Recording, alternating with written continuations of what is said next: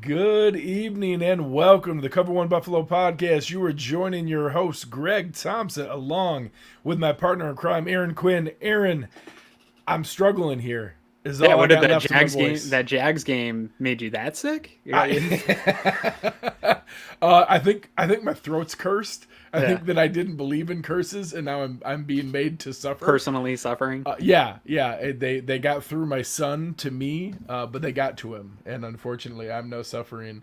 But I'm here. I am here for the people. I am not Yeah, letting anyone down.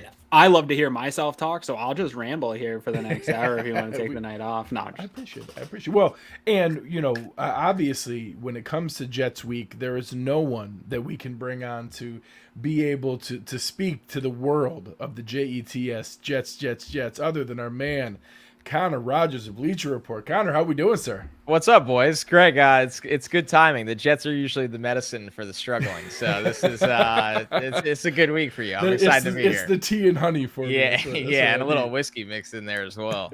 What's going on? Oh, it's not too bad. It's not too bad. We're in a weird spot. I didn't anticipate Week 10 being like a season-defining game for the Yeah, I Bills. know. I wasn't ready for this. I'm almost too deep in Bills Twitter sometimes because, obviously I follow a ton of different people discussing Bills. Nate Geary always has that's a bad representation of the rest of us. Just so the you full know. combo, the full debates going on, and I was like, man, are people like really worried about Josh Allen, the Bills? The Jets? Like it's been a really interesting week to observe from afar after one loss to Urban Meyer's Jaguars. It's tough, right? Because we're not used to being one of the top teams in the NFL. Right? Last year was new to us. Greg and I were on here. We're not Yeah. used to expectations. Yeah, last that's year we were fair. saying That's like we fair. don't know how to be here, and then having those expectations and falling short in a very embarrassing way, I think has just been tore a bunch of the fan base apart. And so that's why we're here with you though tonight, because you talked about it. The Jets are medicine, and you're a reasonable fan. You know that if there's a get right game remaining on the schedule for the Bills, it's possibly this one. But overall, how are you guys feeling just watching the Bills lose to the Jaguars? Because I'm going to go over all these stats, and it's going to look a lot like it did last week. DVOA comparisons are the same. Yeah. Explosive play comparisons are the same, but the Jags put it to us. So the Jets got to be feeling a little bit more confident than they were a couple weeks ago. I would think that, but the problem I have that I can't get around with this game is I still don't know how the Jets score in this game, right? And I think you have a lot of false belief of, with Zach Wilson, it's truly a coin flip. There's weeks where he's come out and it's like, wow, he could do this literally against anyone. And there's weeks where he's come out and he's thrown the game away. With Mike White, I think people are obviously excited from what I thought was a horrible Cincinnati performance. And White took what was there. It's not a discredit to him. And then the one drive against the Colts where he legitimately looked good, to be fair to him, because they did take away the underneath stuff and he started to show some flashes in the intermediate. So I think people are like really hopped up on that, right? It's like an energy drink at this point where they're like, we want to see more, we want to see more. And I just think the Bills defense, even in a loss to Jacksonville, there's nothing that they're giving there. Nobody's thrown for 300 yards against them. A lot of teams have not thrown for over 200 yards against them. They take away the football. That's the kind of things where I'm like, man, the spread's really big. And I do think the Jets defense at home has been a different animal. They do match up to some things nicely in terms of the Bills, heavy passing teams, but I just can't get over. I'm just not convinced that this is the offensive performance the Jets have in them in this one. Yeah, coming off a game where you just had someone win with 118 passing yards, the most frustrating part is we don't know what the floor is now. Like before, it was always like, hey, if the defense plays great, obviously we're good enough to put up some points, like the Miami game a week and a half ago, where it wasn't pretty, but eventually they put up enough points that they even covered the spread. They were out there, it ended up, a pretty comfortable win after an ugly game. You kept waiting for that moment to hit, and now opening up the possibility of, hey, is that, what if it doesn't hit? does that happen again? Is that, so it's weird to open that up, and now to see what Josh Allen, the edge rusher for the Jags, did, now to say, well, what if Quinnen Williams takes over this game? Yeah. What happens if we see that kind of performance? I think that's the difference in the game, right? If the Bills can't block the Jets front that is going to pin their ears back and go 120 miles an hour to a fault, right? The teams that have really killed the Jets, New England up in Foxborough And obviously the Colts didn't kill them, but they put up 1 million points. Offensively, they destroyed the Jets defense. They just ran them into the ground. And I don't know if the Bills are content doing that. Maybe this is the week they do, but sure, it would be that pivot. I mean, I'm waiting, right? And this is somebody that, besides just covering the draft and covering football and watching football, like I have a lot invest. Like Josh Allen is my fantasy quarterback in my big money league. I watch every Josh Allen game, and like you guys, last week, after the first half, I was like, whatever, he'll finish with 30 points because he runs for 1 million yards, he scores in the fourth quarter, and it just never happened, right? I don't think that happens in this game, but can I see a slow start because the Bills just aren't accepting that they can just run at the Jets and are dropping back 1 million times? Josh Allen's played one less game than Mahomes and Stafford, and those are 2 of the 4 guys ahead of him in pass attempts. So he's dropping back a lot. Now, him being a running threat makes that, still a problem for the Jets because he could pick up a lot of yards against them. There's no doubt about that. But I just look at this game and think probably not high scoring. Maybe never truly out of hand, right? Like never like New England where it's like 40-10 or whatever it was, where you're like, okay, like just stop watching the game, but never really that exciting either. It almost feels like 20-7, like 24, like 13 with a Jets backdoor cover.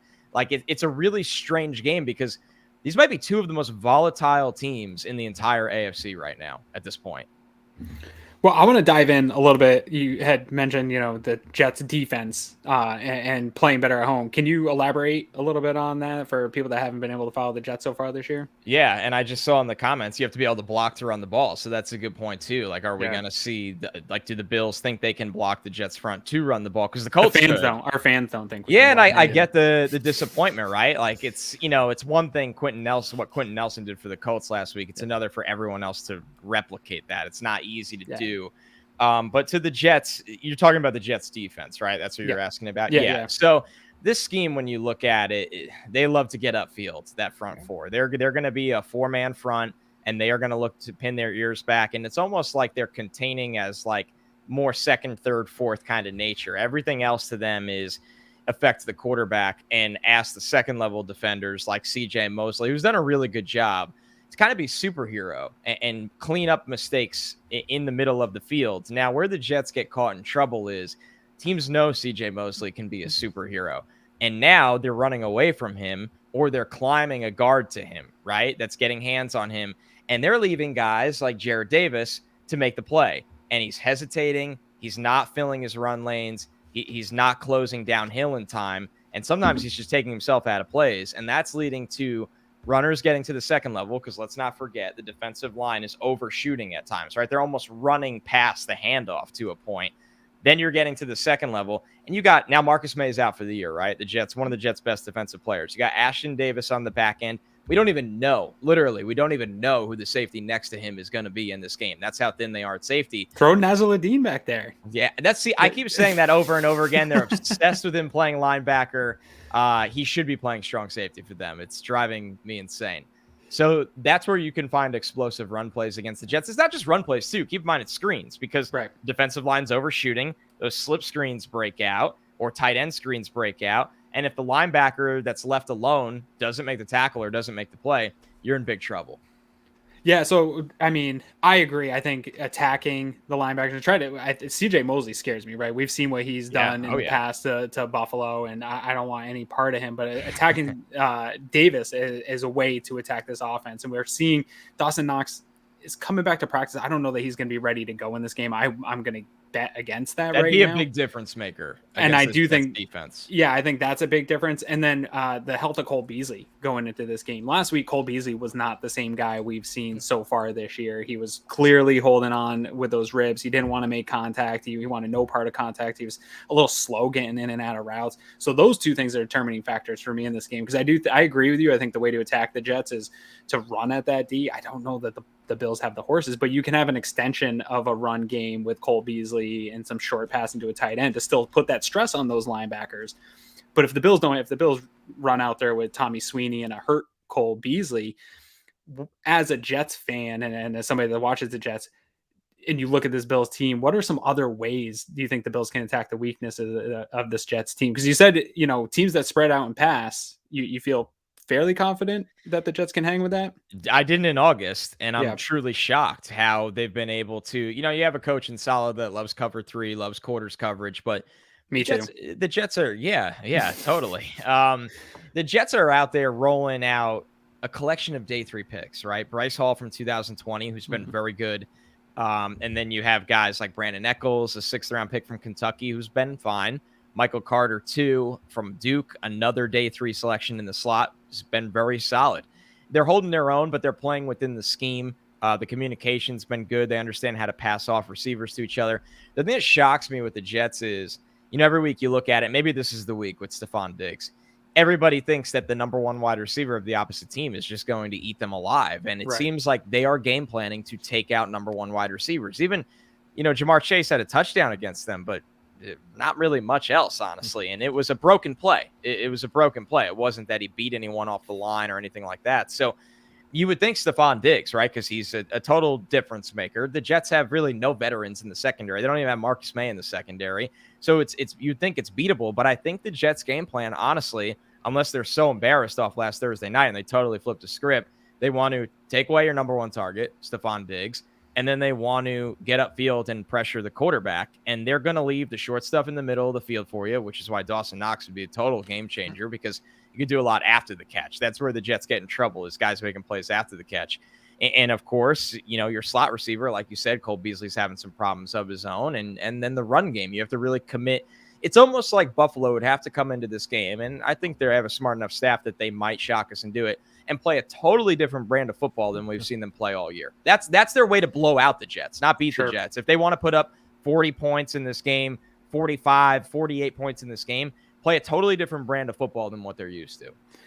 I still think that would be a tall lift with the interior offensive line, the way they're playing. Because like you said, they don't have a Quentin Nelson or anything even resembling that to get to that second level. That's the Jets' strength. Like, you got Quentin Williams, John Franklin Myers, and Sheldon Rankins. It's probably 3 of their best players there for a team that doesn't have a lot of strengths. You don't want to give their strength a complete. Don't want to run into it. Yeah. So it's a weird chess match, this game, for a team that's really good in the Bills, a team that's not very good in the Jets. But the Jets have surprised Tennessee, surprised Cincinnati. So if you're the Bills, you're like, we don't want to be next, like at MetLife Stadium. We are better than that. We're coming off a loss we're pissed about. It's a weird game. Yeah. Now, I do see a potential. We talked about Marcus May's injury. I see a potential sort of new chink in that armor to exploit some of that passing game and deep passing game. Am I buying into the idea that the drop-off is so significant from May to the next guy? Is that really going to be something that Dable comes out and attacks? Or is it the drop-off not as bad as people on the outside think? No, it could be big, just because we don't know what it's going to look like, right? It could be big to a point where maybe some of those deep play action post plays are open, right? You're throwing a guy out there that hasn't played with these guys, and we're going to see how they handle that. Especially in that zone coverage. Communication, understanding where to be, understanding your responsibilities. Ashton Davis has not been very good, so even if the safety you've had out there is not very good, there's a lot of issues there. So I do wonder if the Bills come out and really are really aggressive. But once again, the problem with the slow developing deep plays is I think, again, you're playing into it that your quarterback's going to take a lot of big hits against the Jets defensive line that they love nothing more than that. Tennessee, when they weren't running with Henry, Tennessee tried to do the same thing. And I think the Jets had like 7 sacks in that game. Once teams got the book out that they could just get the ball out quick and the Jets defensive line will do nothing to them, the numbers have gone away for the Jets group. Yeah. Now, my one last question here before I hand you off to Greg. In playing quarters coverage, playing a lot of cover 3, does Jets Twitter freak out every time a defensive back gives up a reception? Or they've been actually really good about it. It's shocking. Yeah, and they're having. We have a tough time with it still. All these years in playing zone defense, anytime a reception's given up and a tackle's roasted. I can't believe they gave up a catch. Roasted's great when they're literally playing off them. I think they've been shockingly. Like in the Bowles era, which we thought he would be like Superman press heavy, and he had corners playing off all the time, a lot of different problems. People freaked out all the time. With Saleh, I think they've been educated enough going into this. They understand what the defense is. And more importantly than that is that, I mean, you literally have a collection of day 3 picks out there. Like, you cannot be killing these kids over and over again. They are in a spot that they would not be in on any other NFL team, and they've been fine. And I think the reason that the fans kind of have some confidence is even when the Jets get, teams go right down the field on them, they look alive in the red zone. They've been able to get off the field in the red zone, which it shocks me more teams don't go for it on fourth against them in the red area. They're happy with field goals. Don't settle for field goals against bad teams. That's if I leave you with any take on this pod. If I leave, Tennessee did it. It cost them. The Bengals made some weird decisions in that game, but were a little more aggressive. That's the one real, bright spot about how the Jets zone defense has been. Yeah.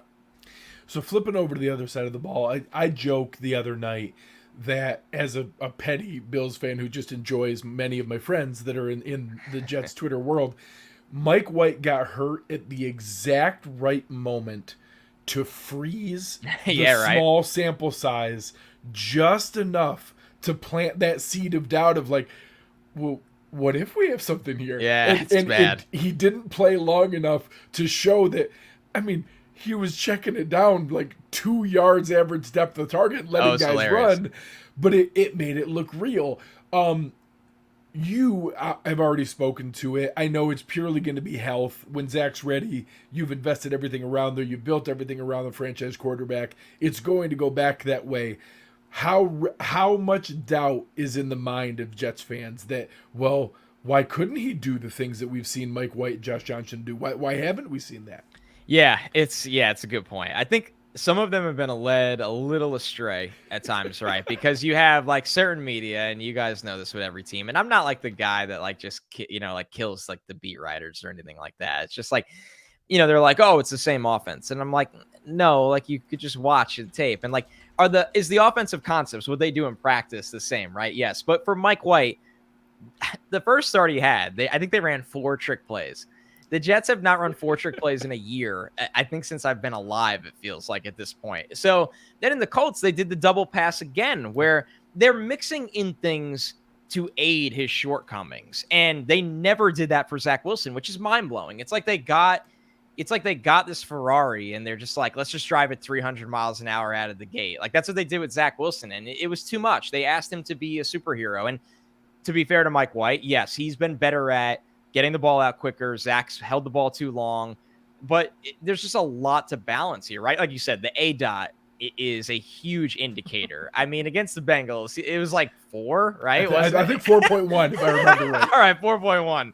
Yeah, I mean, that's remarkable. That was lower than Jared Goff. That's like what we're talking about here, okay? So an ADOT of 4.1 to go for 405 yards is really hard. That's really hard to do. It's the closest thing to a fan in the stand actually being able to do it. And I know that's so disrespectful. And Mike White, like, good for him. Like, it's a cool story. Like, he actually might be like a really good backup, which is amazing. I keep telling people that. I'm like, you know how happy you should be if he is hard to find that. If he is a top 10 backup in the NFL, that you have an RFA tender on next year, like, huge need cross the list. You don't have to give a backup $8 to $10 million for Zach next year. Like, that's a win. So, but yes, people are excited. The drive against the Colts that he went down the field on was really good. The drive before that, no one talks about. He almost threw an interception, but no one talks about that. And then he got hurt. And it leaves you wondering, like, number one, I think the offense is actually called really well by LaFleur. Like, he does a lot to help out a team that has its shortcomings, right? They don't have a lot of talent at tight end. Tyler Kroft's been a nice surprise for them, and now he's hurt. And, Corey Davis was out. Denzel Mims has had his ups and downs. The offensive line is okay, but they have some holes as well. It's not a great offense. So I think it's a combination of LaFleur's gotten better. Then White came in and rode that hot streak of an offensive coordinator getting it right. And now everybody's like, why didn't Zach look like this in his first 4 NFL games? Like, you know how people are. There's no patience. Not in New York. So now let's talk about that front. So you lose Mekhi Becton, who's a mountain of a human, and was a great anchor for Elijah Vera Tucker, who Aaron and I loved in draft season, and we're praying he would find a way to fall. He's their best player, by the way. I'm not even kidding. He's their best player. So you look at the way they've had to shuffle things around. You have Fant now on the left side. You've kicked Moses back out to tackle. McGovern stayed at center, but you have Vera Tucker there. How are they being able to hold up with having Becton out and being able to still create some space? They obviously haven't leaned a ton on the run game. A lot of Michael Carter's value has been in the passing game. But how is it done being able to hold up? Because it's hard to tell with a rookie quarterback who's looking downfield trying to create plays, how much of the pressure is on him, how much of it there. Obviously, when Mike White's getting it out with an 8 out of 4, it's coming out of his hand quick. That makes every offensive line look better. So it's been hard to judge. So they can't pick up a stunt to save their life. Like I'll see you there. Hey, oh, okay. What a coincidence. It is like, it's actually like remarkable. Like at this point, I'm just like, this is truly amazing. It looks like you do not work on this. Now we're on week freaking like how we're months into this, not weeks. We are months into this. They can't pick up a stunt to save their life, which is unbelievable. ABT has been all around their best offensive player. He's been great in pass pro. He's a total ass kicker in the run game. But on the flip side, not having Becton next to him, that would have been a really fun left side that can run the ball. They're missing a punch in the run game without Becton. Fant was bad at right tackle. Since he's had to switch over to left tackle for Becton, he's been like as good as you could ask for it. So it's been solid in pass pro. He's not really a great run blocker, Fant. They're missing that element of their game. Once again, communication issues on the interior. They don't pick up a stunt. Van Rotten at right guard is like, it's just like a swing door. Like anybody could just walk through there, right? Like you have this nice wall and then there's just this door everybody walks right through. Van Rotten's been awful for them. I guess he's like our Cody Ford. Yeah. So everybody hates Cody Ford. I have caught on to that real quickly. I really liked him in that draft, so I'm kind of sad. We did too. That was a big miss. Yeah, I'll own that one right now. Van Rotten is horrible. Whoever you put over Van Rotten is going to have a nice day. And then Morgan Moses on the right side. He's exactly what everybody knows Morgan Moses. He's rock solid. He plays every week. He's strong in the run game. He'll get beat, really quickly once a game in pass pro with a finesse move most of the time. And you live with that. You're like, okay, whatever. It's the right tackle. So, yeah, their offensive line, it's missing Becton because I think they could have controlled the clock a little more, having that Becton and AVT on the left side and then a McGovern who's average, and they just don't have that element to their game without him. So kicking out to the weapons that we look at here, I know there was a lot of fans, especially of the Jets, very excited about the depth of the receiving options coming into the year. You have 3 different versions of the same guy with Elijah Moore and Keelan Cole and Jamison Crowder, all various, versions of that same guy with maybe a little more explosion with Moore. When Corey Davis is on the field, he's representing a little bit more. Obviously didn't get a chance to see much from Mims and what maybe was expected from him. How have they worked that in? It seems like from a fantasy perspective, I've seen Elijah Moore come on lately. Yeah. I know he was the big story in the preseason. Is it him learning the nuances of real starters in the secondary now, or is he becoming more of a game plan focus that they're getting in the ball? Surprisingly, he was getting open almost out of the gate week 1. And there was a few times, like one time he just dropped the ball from Zach against Carolina. A lot of times Zach's just not getting the ball to him. It felt like they were a little off early on, and he's really picked it up lately. And I think now you're seeing different usage of him too. They've had him really tight to the formation. Like everybody's like, oh, like play him in the slot. And everyone, like other people are like, he doesn't need to play in the slot. And I'm like, doesn't matter. Like just keep him tight to the formation and get the ball to him quickly. Like they've done that a lot recently and it's worked really well for them, which is exciting to see. He's much more explosive down the field than Cole and Crowder. And they're using him like that. You're seeing some big plays with him, those 20, 25-yard chunk passes a couple times now a game. And then you have Cole. They like him as a possession guy. They work him really underneath a lot. Same with Crowder. They rotate these guys like crazy. Everybody plays. And then now Corey Davis will be back this week. So we haven't seen him for a couple weeks.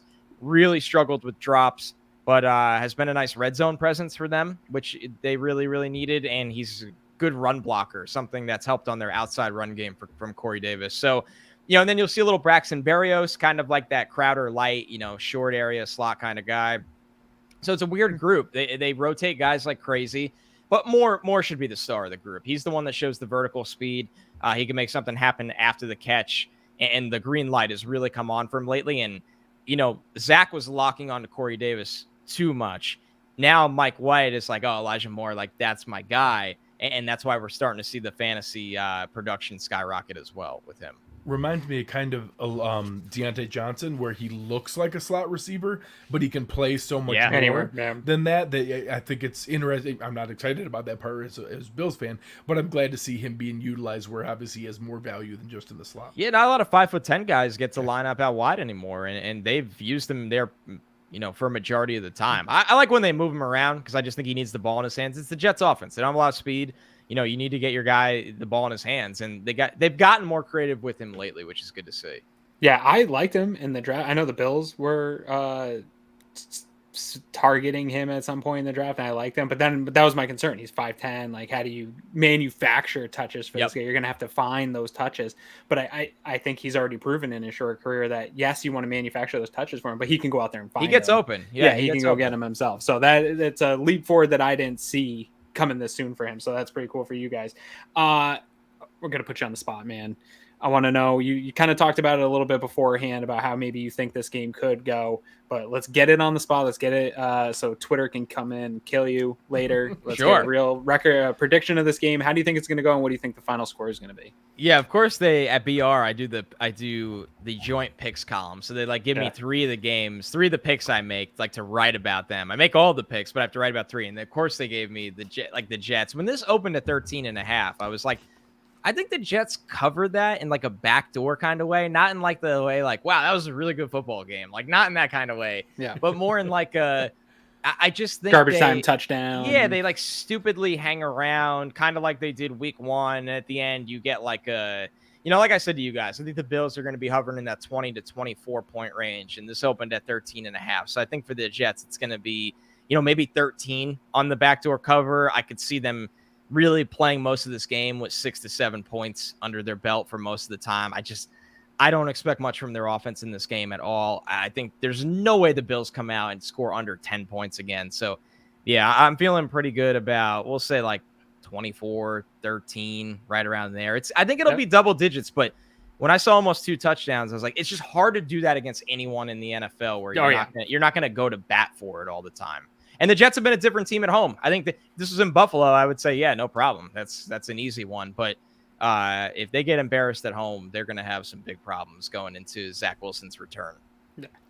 So for everyone listening, you can find Connor and all his fantastic work over at Bleacher Report. Let the folks know what kind of shows you have coming up, or where they can find more from you. Yeah, of course. Everything at Bleacher Report. We do the Badlands podcast. I don't think anyone here wants to listen to the Jets podcast, so it's okay. But for Bleacher Report, I do everything with the draft related. We're going to have a live mock draft coming up in, I think, next week. So Bills fans, I know you wait around now for your draft pick. Spoiled. You have to. You don't get. Yeah, we don't care. We used to care about them by now. We were doing that. It's really crazy. And then you go and you're like, oh, okay, Greg Rousseau. Like whatever, sure. Like we'll do this right now. So, but you should still care about the draft. But I always enjoy talking to you guys. Honestly, I think you're like the most level-headed team show that I do. Yeah, we always have good football conversations, so it's always a pleasure. We try, man. We try. Appreciate that. All right, well, thank you very much. You guys can find him at Connor J. Rogers. Look for him anywhere and where all the work is done. We appreciate your time. We'll talk to you soon. See you guys. Thanks, man. So obviously, always fun to have Connor jump on. And I love when people say nice things about us. Yeah, I'm open to all compliments, pretty much at all times, really. So I was going to ask him about the injury report for the Jets, but they don't really have all that much on there. It's everyone's we don't know right now. Better. Not everyone's expected to play. There isn't anything crazy. Yeah. On the Bills side of things, we did see some news today from an injury report standpoint. So it was something that I wanted to go through because we saw mostly good and a couple bad. So we'll start with the bad. If you see someone, and I talked through this in the Cover One Premium Slack channel earlier, make sure you're checking out all of our work over the cover1.net and being able to find all of our premium memberships. You can jump into an awesome community to talk about things like this. Historically, especially with the Bills, if we have people in the concussion protocol, a huge indicator has been if they are back and immediately participating on the first eligible day. And we see 2 different directions here today. Taron Johnson was, Zach Moss was not. For the most part, because of the various stages you have to go through to clear the different levels of the protocol, if you're not participating day 1, it's very, very unlikely you're going to accelerate that in time for game time. So I'm going to interpret this as though Zach Moss is not going to play. Do we know was Moss even seen at practice? Because I know there's a difference, like in that early stages, right? It's sometimes you're not some of it you can't be involved in any. Yeah. team stuff, and then there's like a next stage where you can be like on the sideline stretching. I'll ask anybody here in the chat to chime in. I did not see any comments about, and I saw comments about who was at practice and who was working on what. I did not see anyone mention seeing him, so I don't know that he wasn't. Sure. But I did not see any reports of it. Whereas Taryn, you did see. They talked about him there, and this is not it's not the opposite direction. Just because he was participating today in a limited fashion does not mean he's a guarantee to clear. But the only time people can clear within a week is when they're immediately back participating day one. So, obviously you're the biggest Taron Johnson stand out there, and he's a huge part of what we do as a defense. And you saw some of the challenges with Saran Neal and that he was doing his best, but he's not Taron Johnson in coverage. Right. That's a huge step to be able to get that back. And especially when you talk about, there's no DeAndre Hopkins, Devontae Adams on this Jets passing game, but they actually have a lot of reasonable level talent. Keelan Cole and Jamison Crowder and Elijah Moore and Corey Davis, like, they have talent in their receiving room. You need the depth of coverage, and having a guy like Taron back would be big. So especially with that quick passing game that they were talking about and getting the ball out quick, you want your best guys out there. We know Levi's going to play a little bit off coverage, right? So I expect you to get the targets to Levi, but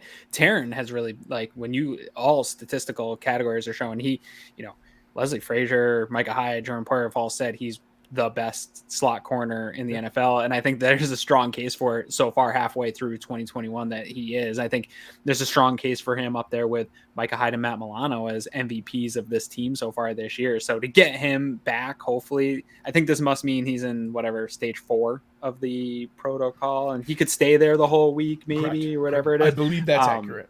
But stage 4 is here. Yeah, I think that's when you can be back limited. And so hopefully he progresses through, because I think the defense is going to be fine either way in this game, but I'd rather be at full capacity. And honestly, dude, all I've been thinking all week is if Taron's the kind of player who, over the last year and a half that we've seen, where he's the kind of guy where if he stays in that Jacksonville game, he might be the guy that makes the play that starts to swing the momentum in the game. So you want all those guys back. The one that stands out to me that I don't like at all here, Greg, is Tremaine Edmonds showing up with the do not participate. I hate hamstring injuries. I never know where they're going. I've seen them linger for weeks. By far the highest re-injury rate of any of the soft tissue injuries. And he's a sideline to sideline performing guy, a twitchy type athlete. I don't like this at all. I don't know anything about this injury, but I don't like him showing up here. He's having, all the Tremaine Edmonds haters are having a really bad first half of this year. And I don't want to see him miss any time, because I love the ascension that he has this year. I think he's stacking good games.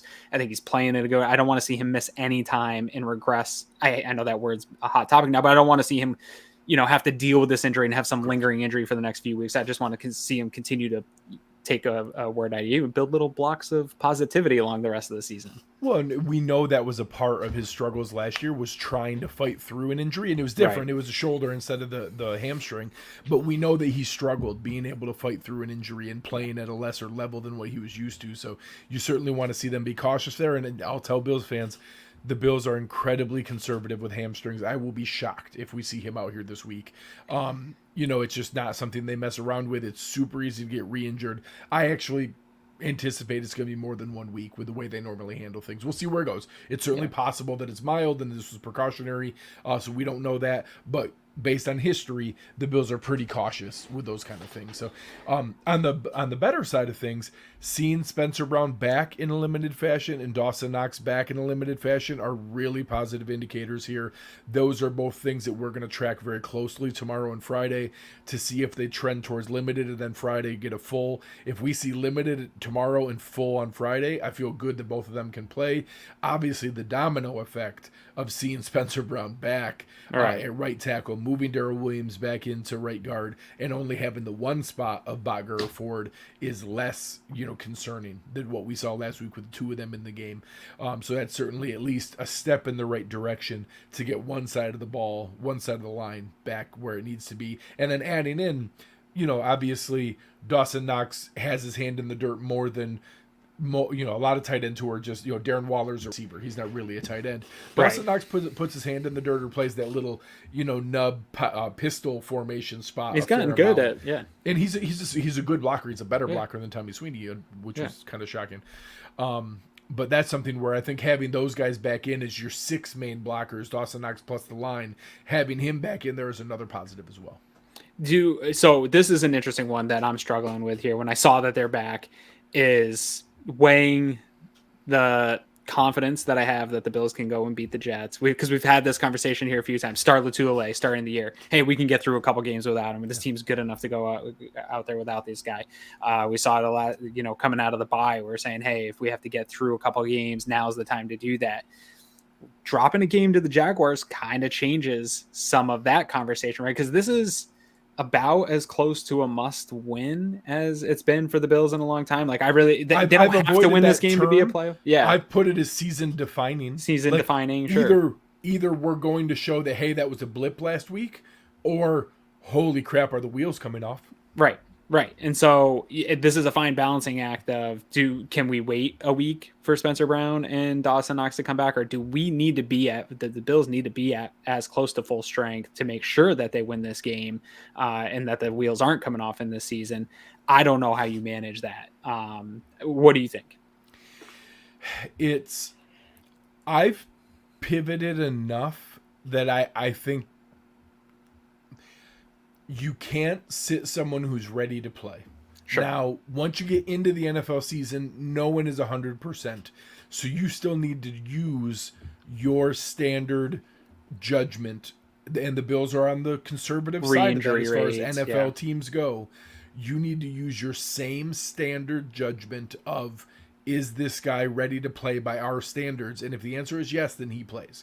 Yeah. You should not take any extra caution, which I certainly was advocating last week, saying, hey, 2 weeks ago, I said sit him for 3 weeks. Sit everybody for 3 weeks. Don't worry about it. Sit them all. We can win these games without him. Obviously, we didn't lose last week because guys were sitting out, but it showed that once you get to that 3rd, 4th, 5th backup in the line and you have a lesser tight end chipping into block, the domino effect that has on Josh and the rest of the offense, it really puts you in a tough spot to be able to do that. So I'm not saying all of a sudden we need to, pull out all the stops. Everybody has to play whether they're hurt or not. No, but if they're cleared, if you're good to go, you're going. Capacity, you're going. One last kind of talking point on this injury report, and not that obviously I want Zach Moss to fully recover. Concussions are no joke. I want to fully recover. This opens a small window for Matt Breida. This is a conversation that after that last game and the running game not getting going, and we saw Agnew with his speed at Jacksonville be able to get to the edge a few times and make some plays that sort of changed how that game went. Bills are clamoring for some speed, something to spark this run game. Is there a small little kind of silver lining in one of the backs possibly not being able to go to force a look to Matt Breida? Because the Bills have been pretty conservative with sticking with their guys and being maybe too loyal to a fault. I don't know that they would have gone with Matt Breida otherwise, and now we might have to see a look at it.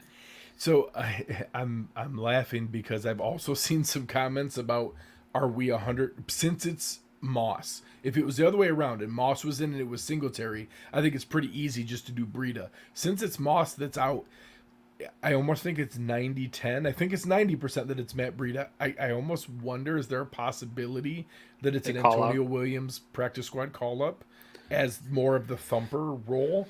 I don't anticipate that. I mean the 90-10, honestly. I mean that I think it's very likely that it's just Matt Breida. And either way, I do think having Matt Breida in there gives you a chance to see, hey, we saw in the scrimmage that you and I went to where they were doing some of those or the preseason game where they were doing some of the jet motion gives with Breida instead of McKenzie. Right. I'd love to be able to see a little bit more of that screen game. Activate Breida, use both McKenzie and Breida in that role, be able to introduce more of that. We saw Eric pointed out in the practice tapes that, there was a little bit more under center, more play action.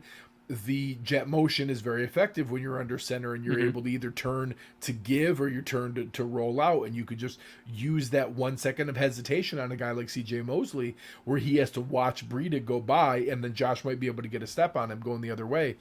It's something where I'd love to see that introduced. I don't know. I feel confident enough that they're not hiding some secret Ferrari in the garage with Matt Breida, and that we know he has a burning desperation to get to the edge. He's a poor man, CJ Spiller. Yeah, correct. He that's a great comparison. and that he just wants to turn the corner, and that when he does, it's awesome because he's really fast, but that he didn't always turn the corner.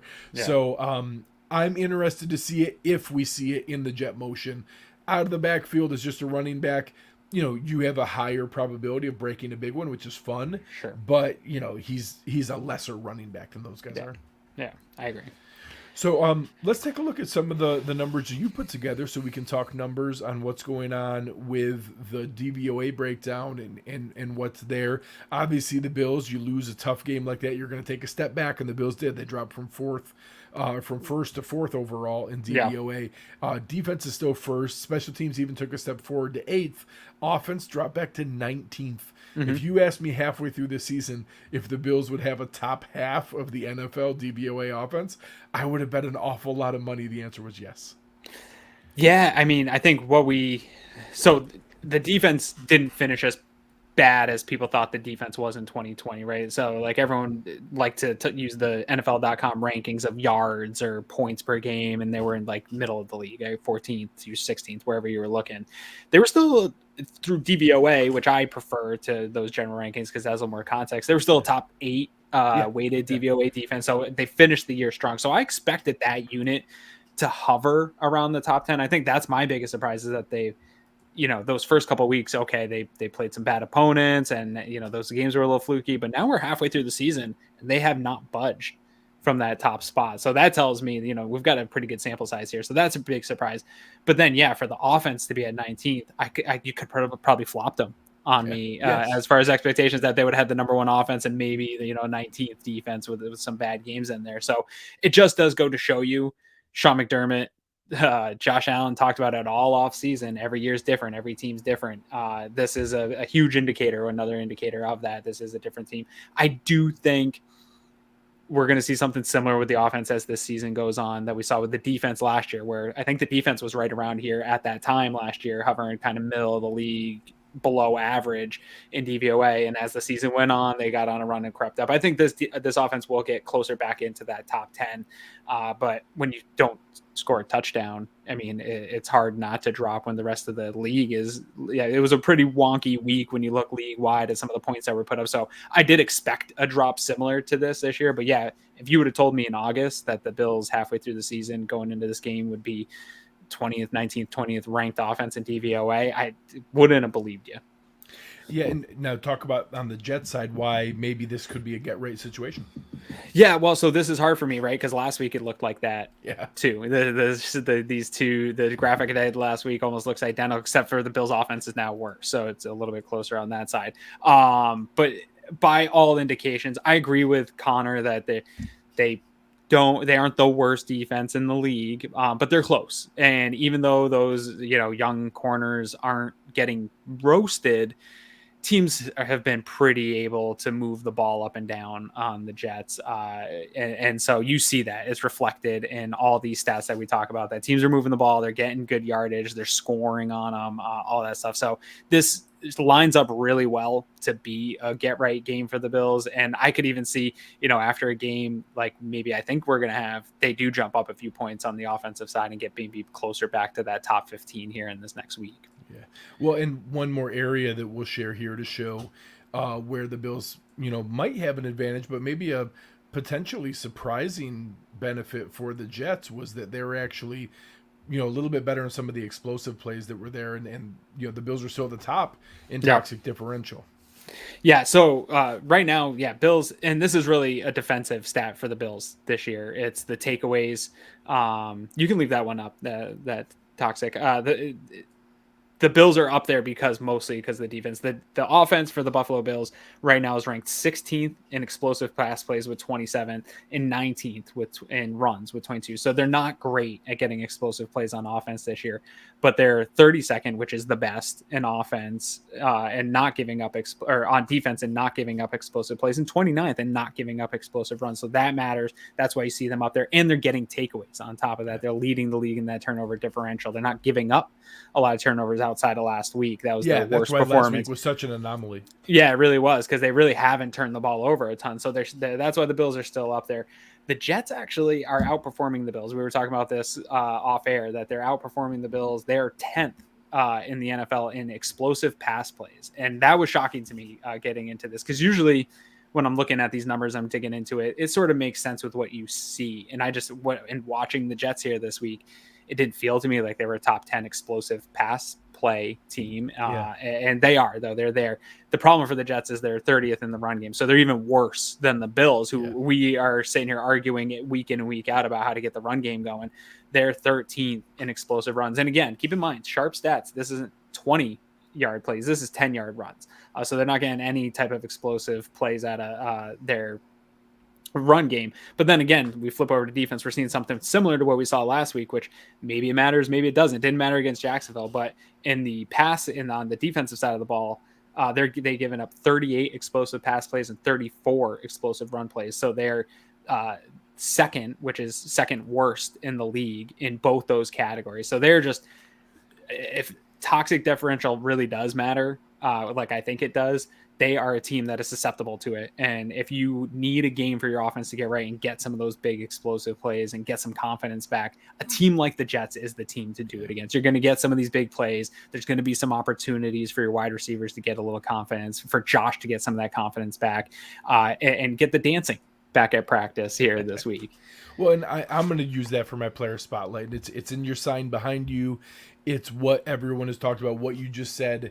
The opportunity is for, we need this to be a get right game for Josh Allen. And that's my spotlight, is being able to go through and really leaning into this capability. I do think it's going to be more similar to some of those, the early Dolphins game, the early Texans game, where it's a lot of dink and dunk. I think you got to get the ball out quickly. Josh Allen has to help his offensive line. And I hope that Brian Daboll schemes it that way. I hope Josh decides it that way, that you have guys who can get separation. There are guys who cannot guard Emmanuel Sanders, Cole Beasley, or Stephon Diggs. Get them the ball quickly so that you don't have to worry about it. As the game goes on and you get them worn down, you get them in a position where they're not able to know where you're going all the time, then you can try to hit some of the deeper shots. But early on, just get the ball out quickly and try to neutralize that Jets defensive line. Don't let Quinnen Williams take over any parts of this game, because the ball's already out of your hands. Yeah, no, I agree completely. I do think, obviously, we're really going after the offensive line here this week. Sure. And I agree that no quarterback's going to perform well under those circumstances. But what we saw a lot of in that tape was, even on plays where the offensive line maybe didn't do their job, Josh made it worse. Specifically the turnover plays. The turnover plays, there was some cumulative effect of the line planting seeds of doubt in his head. Correct. On the plays themselves, they were his fault. Yes. And all QBs perform worse under pressure, but Josh needs to not go so far in the other direction when that type of pressure is coming and accumulates throughout the game. He needs to be able to still maintain that superstar ability to overcome the type of pressure, get the ball out. There's a number of plays where if he didn't just, go into sort of a panic hero ball, there were plays to be made, and maybe they weren't big time plays, but they weren't going to be turnovers, right? Like, they were giving your guys, get the ball in the hands of your guys to let them try to make plays versus giving the ball over to the other team. And he said as much, right? It's the turnovers. And even if you don't get the ball out, take the sack instead of trying to just throw something while you're falling down, stuff like that. I need Josh to not be the reason the Bills lose, right? We talk about it all the time at the end of the year. All these years we've done. Is this a player that you win because of or win with? Josh has to be the guy you win because of. Last week was one of the first times that we lost because of him, not despite him. Yes, and it's the offensive line is not going to get any better. There's no, unless Spencer Brown does come back this week. Brown back, Feliciano back, or at least slight steps back in the right direction. It's not as bad as it was last week. It's not going to become great. Great. And it won't be as bad as it was last week, but it's still been bad all year, right? Like, even when Spencer Brown was back, this offensive line wasn't great. The offense wasn't playing to the levels that we think that they can. They were still, they were heading up in DVOA, but they were still, like, I think they got up to 13th or 14th or something. 14th, they weren't a top 10 offense still. And so there's no answer that's going to fix overall the offensive line. I think some things can get better. So with that said, though, Josh needs to find ways. That's the theme of this year, right? Is find a way. So make these adjustments. Look at what other QBs do. Maybe some of what Mike White's doing over with the Jets. And hey, we make fun of guys with the average down depth the field. Yeah, we make fun of the guys with the low average depth of target, but Mac Jones, like, people can say what they want about Mac Jones right now, but he has a winning record with a team that we didn't think was going to be a very good team, and they will be competing, and he's getting the ball out. There's a way to win with it. And I don't want Josh to become a captain check down and that be who he is, but some games he's like in that Jacksonville game, if he was a captain check down and he was taking those quick reads more often, they probably score enough points to get through that game. They probably scrap out an ugly win in that game. Yes. They do. It's some days you have to put your pistols down and say, hey, we just got to get it's not working. The offensive line's not giving me anything. And that's what I want to see out of Josh. Cause I do think I'm not sure Spencer Brown's going to play, so I'm going to assume he's not. Okay. I think we're going to see, and if he doesn't, we're going to see a similar type pressure results. The Jets defensive line is pretty good. Like, they're going to get some pressure on him. And so I agree. He's that spotlight guy because it needs to be a different type of result from Josh, regardless if the pressure's there or not. One quick promo here before we go in and do our predictions for the game. You guys remember the video that we shared from Handsome Jack for their new so much album, fun, yeah. Roll It. They're actually playing a show this Friday night at Town Ballroom. If you guys have a chance, make sure you head over there and be able to check them out. It's going to be an awesome show. Really excited about them. They've been really good. They're huge Bills fans. They're guys who are really excited about the team. I exchanged a bunch of messages with them about the game here this week because we're working on a little project with them as well. So excited to debut some things that you may hear a little bit more of them on the show in the future, and just some really good guys to support from the area. Again, Handsome Jack, you'll see it in the show description here. They have a show over at Town Ballroom this Friday night. Make sure you check it out and have a good time with them. Maybe we should change our names to Handsome Aaron and Handsome Greg. I think it's a great idea. I think it's great marketing. It's really, really strong. Yeah. Let's go ahead and dive right in here. Mm-hmm. It's a needed game. I'm trying to pick with my head and not my heart. I'm trying to predict what I think is going to happen, not what I want to happen, because what I want is 48-3 and just a thrashing. What do you think we're actually going to see this Sunday? So this one's tough for me, Greg, because we've been doing this a while now together, and traditionally I'm pretty conservative with these things, and I pick close games and stuff like that. But the last few weeks, dude, I got confident in this Bills team, and those spreads started to get bigger. I started to, hey, Vegas is going with a 14-point spread, so am I. Let's go, let's roll it out. And so I'm with you that my heart is in one place and my head is in another place, and so I had to dial it back a little bit, I think, this week just because of the performance last week. I'm not making as much of the performance against the Jaguars maybe as some people. I do think that was more of an anomaly. I don't think that is who this team is.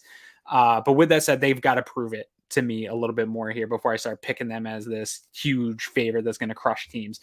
I think the Bills do come out, put up some points early. I don't think that they settle for field goals. I'm actually, what Connor said is, I don't know why teams don't go for it on fourth.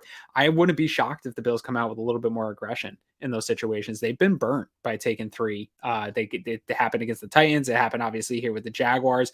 I'm sure they want some of that back. So I think that they will be more aggressive to get points on the board.